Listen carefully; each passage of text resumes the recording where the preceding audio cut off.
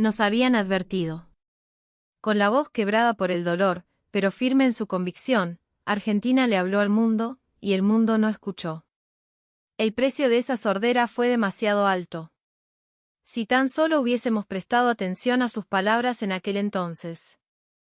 En el año 2024, en las oficinas gubernamentales de las principales capitales del mundo, funcionarios y asesores desempolvaban las actas de una conferencia celebrada una década atrás, releyéndolas con un nudo en el estómago.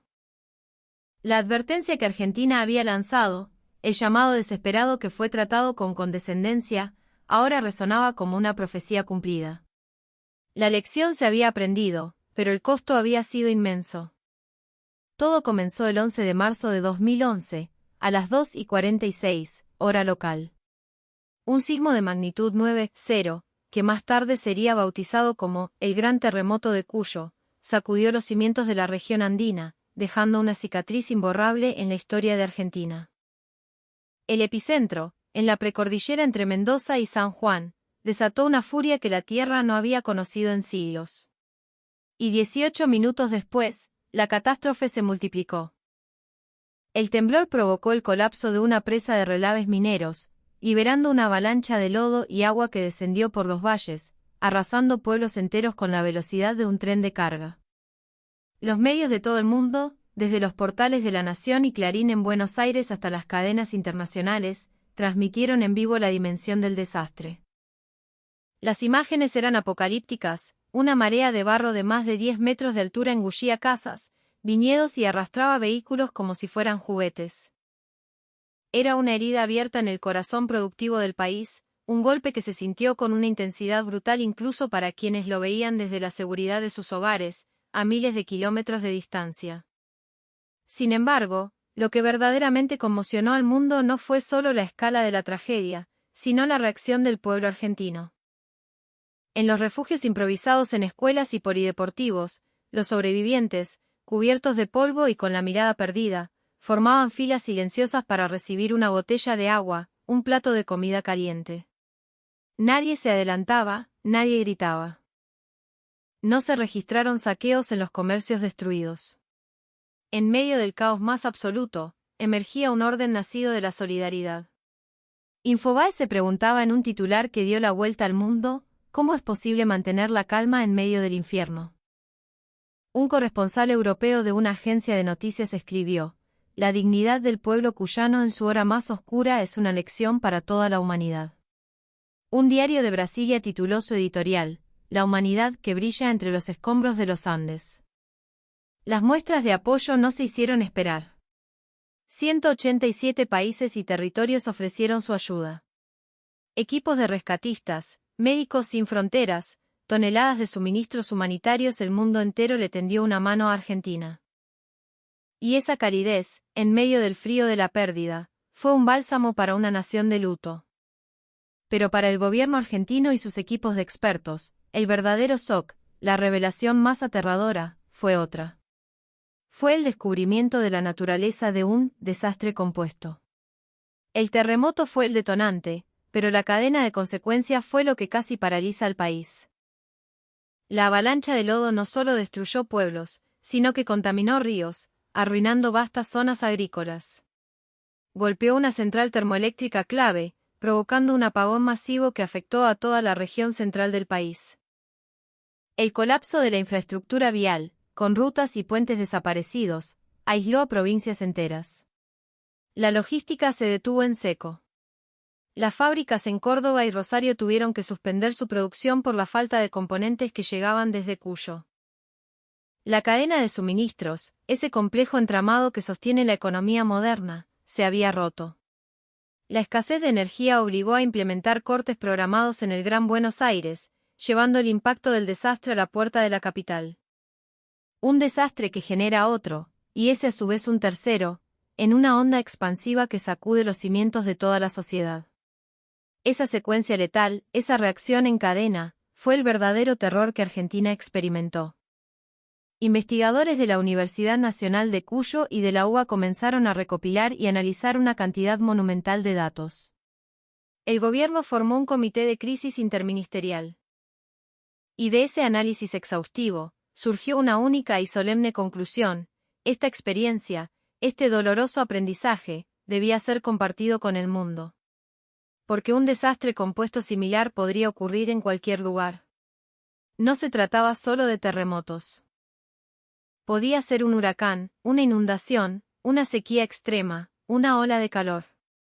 Cualquier catástrofe natural tenía el potencial de desencadenar una cascada de fallos sistémicos. Argentina tomó una decisión. Para que las vidas de las casi 20.000 personas que se perdieron no fueran en vano, para que ninguna otra nación tuviera que llorar una tragedia similar, transmitirían esta lección a la comunidad internacional. Se convirtió en una responsabilidad, en una deuda moral con el mundo. En noviembre de 2014, en Brisbane, Australia, se celebró la cumbre del G20. Los líderes de las 20 economías más importantes del mundo se reunían para discutir estrategias de crecimiento económico e inversiones en infraestructura. La delegación argentina, sin embargo, llegó con una misión diferente, con una propuesta que no hablaba de cifras macroeconómicas, sino de vidas humanas. Durante las sesiones plenarias, solicitaron un espacio especial. El tema: cooperación internacional frente a los desastres compuestos. La encargada de la presentación era la doctora Elena Rostagno, una geóloga mendocina que había vivido el terremoto en carne propia y ahora lideraba el Comité Nacional de Gestión de Riesgos. Con una calma solemne, comenzó su exposición. En la pantalla gigante detrás de ella, aparecieron las imágenes de la devastación. Pueblos sepultados bajo el lodo, los rostros de los rescatistas, la magnitud del apagón y el gráfico que mostraba cómo la ruptura de la cadena de suministros había impactado no solo en Argentina, sino en todo el Mercosur. Un desastre de esta magnitud ya no es un problema de un solo país, dijo Elena, su voz resonando con una fuerza tranquila en la sala de conferencias. Lo que aprendimos con el gran terremoto de Cuyo es que las catástrofes se encadenan. Un sismo provocó un alud, el alud generó un colapso energético, y eso destruyó la cadena de suministros. Un solo evento actuó como la primera pieza de un dominó, derribando una tras otra y magnificando el daño. El aire en la sala se tensó ligeramente. Algunos delegados desviaron la mirada de sus tabletas y la observaron con más atención. Hoy queremos presentarles 3 propuestas concretas, continuó Elena, mientras la pantalla cambiaba. Primero, la creación de un sistema global para compartir información sobre desastres compuestos. Una base de datos donde cada país pueda registrar los patrones de estas reacciones en cadena, para que todos podamos aprender de las experiencias de los demás. Segundo, invertir en la preparación previa. Es mucho más eficiente, tanto en términos económicos como en vidas humanas, prepararse antes de que ocurra un desastre que reaccionar después. Y tercero, promover la educación en prevención a nivel ciudadano. No es solo una tarea de los gobiernos. Cada persona debe tener el conocimiento y la conciencia para prepararse. Eso es lo que fortalece la resiliencia de una sociedad entera. La presentación fue meticulosa, respaldada por datos y proyecciones. Elena y su equipo habían trabajado durante meses, puliendo cada detalle. Sin embargo, la reacción de la sala no fue la que esperaban. Varios representantes conversaban en susurros con sus asesores, otros consultaban documentos ajenos al tema. Alguno que otro miraba su reloj con disimulo. Llegó el turno de preguntas. El primero en levantar la mano fue el representante de Alemania. Entiendo su experiencia, dijo con un tono cortés pero distante. Pero nuestro país tiene un riesgo sísmico muy bajo. No tenemos la preocupación de una luz de esa magnitud. Su propuesta parece muy necesaria para un país andino como Argentina, pero dudo que sea aplicable a todas las naciones. El delegado de Estados Unidos continuó en la misma línea. La preparación es importante, sin duda. Pero, siendo sinceros, tenemos un problema de presupuesto. En mi país hay otras prioridades más urgentes que atender. La inversión en prevención tiene un retorno difícil de justificar políticamente. Luego, el representante del Reino Unido, con una frialdad casi palpable, añadió: comprendemos que han pasado por una experiencia terrible. Pero, con toda franqueza, ¿no creen que están siendo un poco hipersensibles? No me parece que todo el mundo enfrente el mismo nivel de riesgo. Un silencio incómodo se instaló en la sala. El equipo argentino intentó rebatir, eligiendo cuidadosamente sus palabras. Es cierto que el riesgo sísmico varía, respondió Elena con paciencia. Pero un desastre compuesto no se limita a los terremotos. Un huracán, una inundación, una ola de calor, cualquier fenómeno extremo puede desencadenar una secuencia de fallos. Pero su voz no logró penetrar el muro de escepticismo. Al final, la propuesta argentina fue registrada en las actas como un tema a considerar. No se elaboró ningún plan de acción concreto. Se dejó el asunto a la iniciativa voluntaria de cada país. Esa noche, en el hotel, la delegación argentina se reunió en una de las habitaciones. El silencio era pesado. No nos entendieron, che, dijo uno de los asesores, dejando escapar un largo suspiro. No, si nos entendieron, replicó otro. Lo que pasa es que no nos creyeron.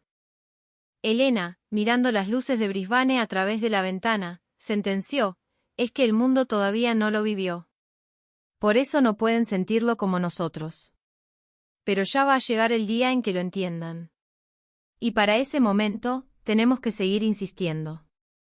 La advertencia de Argentina quedó archivada en un documento, pero solo un puñado de naciones la tomó en serio. Apenas 4 meses después de aquella cumbre, en marzo de 2015, la ciudad de Mendoza se convirtió en el centro del mundo. Allí, entre los viñedos y las montañas que habían sido testigos de la tragedia, se celebró la tercera Conferencia Mundial de las Naciones Unidas sobre la reducción del riesgo de desastres. La elección de la sede era profundamente simbólica. A 4 años y 3 días del terremoto, en una ciudad que aún mostraba las cicatrices de la reconstrucción, se discutiría el futuro de la prevención global. Era una manifestación de la resiliencia argentina. Más de 6.500 delegados de los 187 países miembros de la ONU se dieron cita. 25 jefes de Estado, más de 100 ministros y el secretario general de la ONU. Incluyendo los eventos paralelos, la conferencia movilizó a casi 150.000 personas, convirtiéndose en el evento de Naciones Unidas más grande jamás organizado en Argentina. En una atmósfera solemne, durante la ceremonia de apertura, un representante del gobierno argentino subió al estrado. El gran terremoto de Cuyo nos dejó muchas lecciones, dijo. Y sentimos que compartir esas lecciones con el mundo es nuestra misión. Tras 5 días de intensos debates, se adoptó por unanimidad el Marco de Acción de Mendoza 2015 a 2030. El documento establecía 7 metas globales claras: reducir significativamente la mortalidad por desastres, disminuir el número de afectados, limitar las pérdidas económicas, proteger la infraestructura crítica, aumentar el número de países con estrategias de prevención, fortalecer la ayuda a las naciones en desarrollo y, crucialmente, universalizar los sistemas de alerta temprana. Además, el marco introducía un concepto innovador: reconstruir mejor. La idea de que, en el proceso de recuperación tras un desastre, se debe crear una sociedad más fuerte y resiliente que antes. No se trataba solo de volver a la normalidad, sino de construir ciudades y sistemas preparados para la próxima catástrofe. Y, por supuesto, se incluyó explícitamente la preparación para los desastres compuestos. La necesidad de anticipar esas reacciones en cadena y de establecer mecanismos de cooperación internacional quedó grabada en un documento oficial. El equipo argentino sintió un profundo alivio.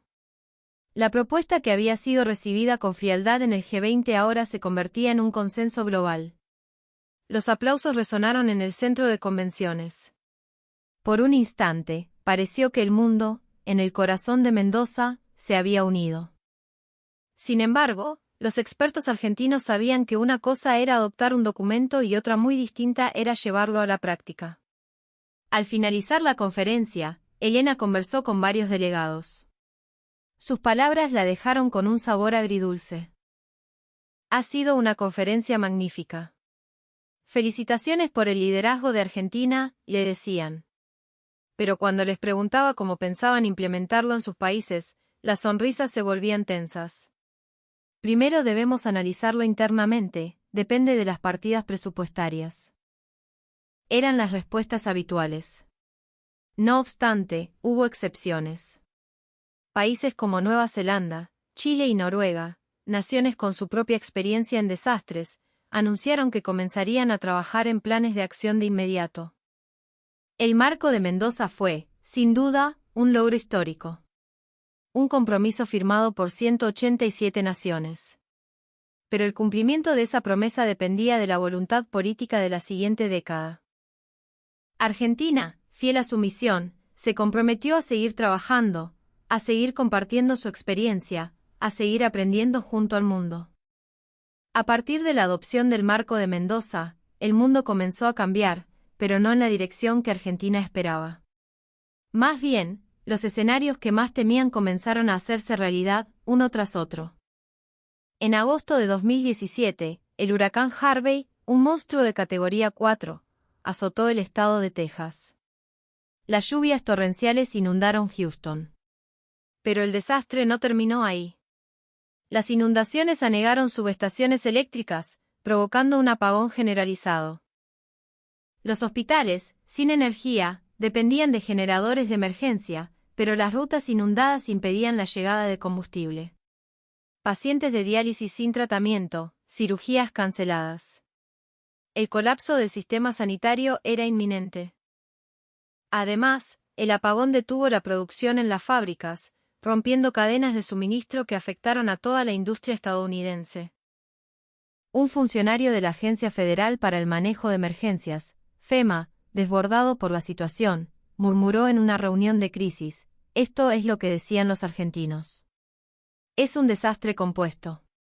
Una catástrofe está paralizando toda la sociedad. A finales de 2019, una crisis sanitaria global sin precedentes golpeó al mundo. La pandemia colapsó los sistemas de salud, paralizó la economía, interrumpió la logística y cerró las fronteras. Era como si el guión del desastre compuesto advertido por Argentina se estuviera representando a escala planetaria. En una reunión de gabinete a altas horas de la noche en Roma, un responsable de la sanidad italiana se lamentó: Argentina nos habló de la importancia vital de la preparación. Tendríamos que haberlos escuchado con mucha más atención en aquel momento. En julio de 2021, unas inundaciones catastróficas devastaron partes de Alemania y Bélgica, dejando más de 200 muertos. Naciones que se consideraban a salvo, que pensaban que la advertencia argentina no era para ellos porque su riesgo sísmico era bajo. Pero el desastre compuesto no entendía de geografías. La inundación cortó el suministro eléctrico y las comunicaciones, dificultando enormemente las labores de rescate. Durante días, fue imposible saber el paradero de miles de personas. Un ministro alemán, mientras recorría una de las zonas devastadas, reflexionó con amargura: subestimamos la naturaleza de los desastres. No habíamos entendido, en su verdadera dimensión, el concepto que Argentina nos presentó hace casi una década. En 2023, un terremoto masivo sacudió Turquía y Siria. La destrucción de edificios y la ruptura de servicios básicos se vieron agravadas por la inestabilidad política de la región, multiplicando la tragedia. En todo el mundo, la palabra imprevisible se repetía en los titulares. Pero, ¿era realmente imprevisible? Argentina llevaba casi 10 años advirtiéndolo. Poco a poco, los funcionarios de gestión de riesgos de todo el mundo empezaron a recordar. Recordaban la presentación en el G20 de 2014, la conferencia de Mendoza en 2015. Empezaban a comprender lo que Elena Rostagno y su equipo habían intentado decirles. Un alto cargo del Tesoro de los Estados Unidos le confesó a un colega: menospreciamos la experiencia argentina. Pensamos que era un caso especial, por estar en una zona sísmica. Pero los desastres compuestos pueden ocurrir en cualquier lugar. Y ellos lo sabían porque lo habían vivido en carne propia. Un director de la Oficina de Emergencias del Reino Unido escribió en un informe interno: si hubiéramos implementado seriamente el Marco de Mendoza, muchas de estas pérdidas se podrían haber evitado. Tratamos la advertencia de Argentina como una mera formalidad. Entre los expertos, comenzó a circular una certeza: los países que habían tomado en serio el Marco de Mendoza demostraban una capacidad de respuesta y recuperación notablemente superior. En cambio, aquellos que lo habían ignorado veían cómo las tragedias se magnificaban. El mundo tardó 10 años en entender lo que Argentina quería decir. Pero lo entendió después de haber pagado un precio terrible en vidas y en pérdidas económicas. En noviembre de 2017, en Mendoza, comenzó a celebrarse discretamente un nuevo evento internacional, el Foro Mundial para la Reducción de Riesgos de Desastres. Impulsado por la Universidad Nacional de Cuyo, el foro nació con el objetivo de hacer realidad el Marco de Mendoza. Su característica más innovadora era su carácter participativo. No era solo para gobiernos y expertos, estaba abierto a ciudadanos, estudiantes, ONGs y empresas. Todos podían aprender y aportar. La primera edición fue modesta, pero la seriedad de los participantes fue notable. En 2019, la segunda edición ya contó con más de 800 participantes de 38 países. El interés crecía. El foro organizaba visitas de estudio a las zonas afectadas y reconstruidas.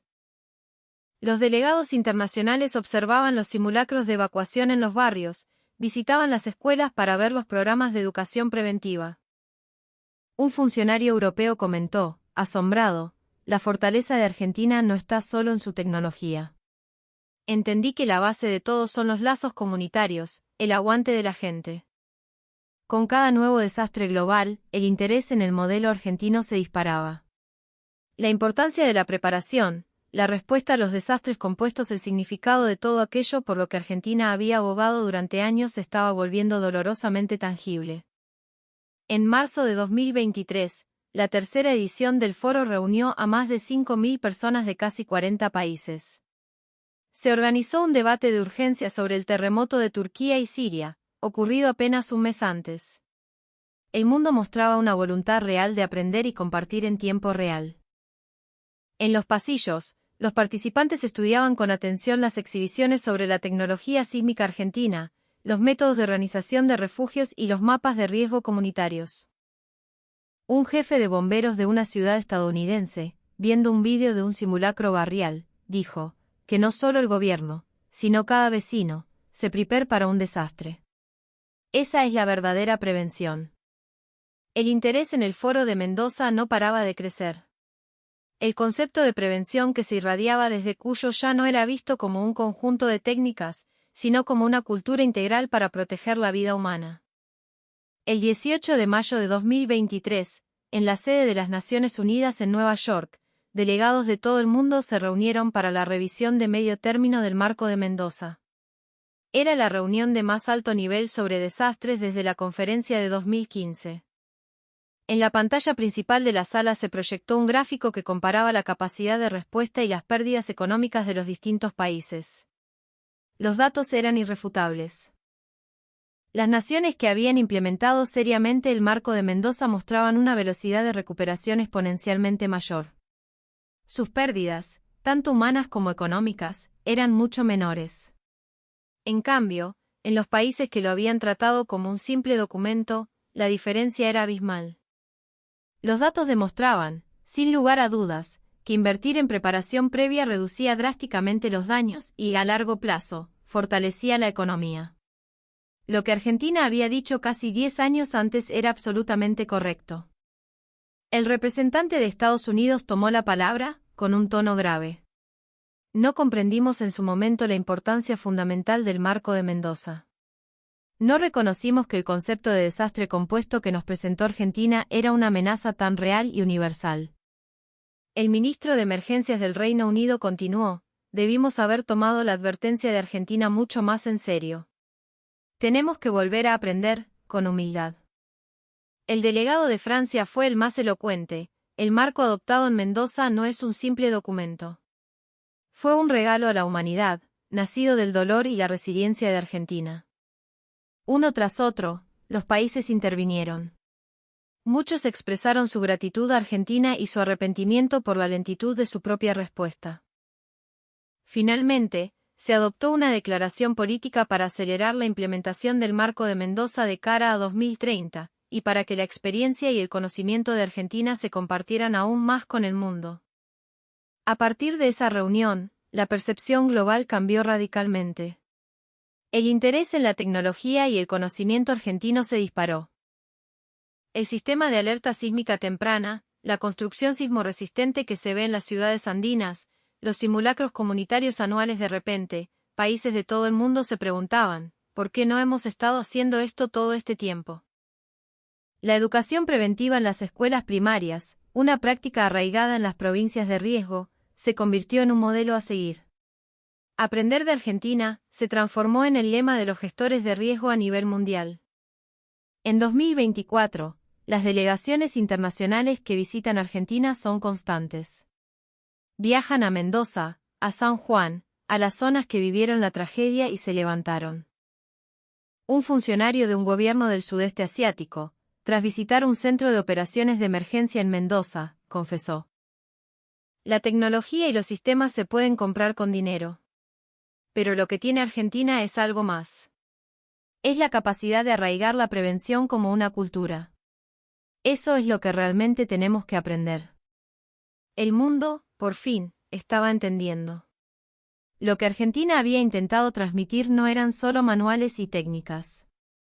Era algo mucho más profundo, el deseo puro de proteger la vida humana. Y la cultura de prevención argentina era la materialización de ese deseo.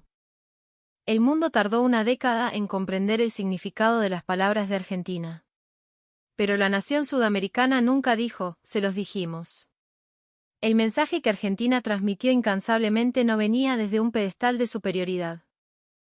Nacía, simplemente, del deseo sincero de que nadie más tuviera que sufrir la misma pérdida. El 11 de marzo de 2011, Argentina perdió a casi 20.000 de sus hijos e hijas. Familias, amigos, seres queridos. Un dolor que sigue grabado a fuego en el corazón de muchos. No querían que esa experiencia fuera en vano. La razón por la que insistieron en cada foro internacional fue para honrar la memoria de los que se fueron. Para que una tragedia así no se repitiera en ningún otro rincón del planeta. Solo por eso. En el G20 de 2014, no los entendieron. Pero no se rindieron. Impulsaron un marco internacional, crearon un foro mundial, ofrecieron un espacio de aprendizaje. Sin imponer, sin exigir. Simplemente abriendo la puerta y esperando. Y ahora, el mundo está cruzando esa puerta. Los que vienen a Mendoza a aprender son recibidos con la misma generosidad, con la misma voluntad de compartir la experiencia. Porque la prevención de desastres no se trata solo de tecnología o de protocolos. En su raíz, se trata del corazón, del deseo de cuidar la vida del otro. Ese impulso tan argentino de dar una mano al que lo necesita, de preocuparse por el vecino, de apoyarse en comunidad. Esos gestos, que para muchos argentinos son cotidianos, son el verdadero cimiento de una sociedad resiliente. El mundo está empezando a darse cuenta. La fortaleza de Argentina no reside únicamente en su avanzada tecnología o sus sistemas. Reside en la solidaridad de su gente, en el aguante, en el espíritu de ayudarse mutuamente. Esa es su verdadera fuerza.